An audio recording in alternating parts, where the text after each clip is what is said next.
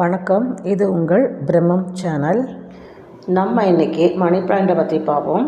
இது வீட்டில் வைப்பதால் பல நன்மைகள் கிடைக்கும். அதிர்ஷ்டையும் செல்வத்தையும் கொண்டு வருகிறது. அது இல்லாமல் இது காற்றை சுத்திகரிக்கும் தன்மையை கொண்டது.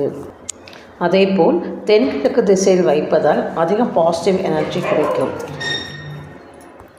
எத்தனையோ செடிகள் இருந்தாலும் அழகுக்காக வைக்கப்படும் மணி பிளான்ட் மட்டும் செல்வம் பெருக்க வைக்கப்படுகிறது.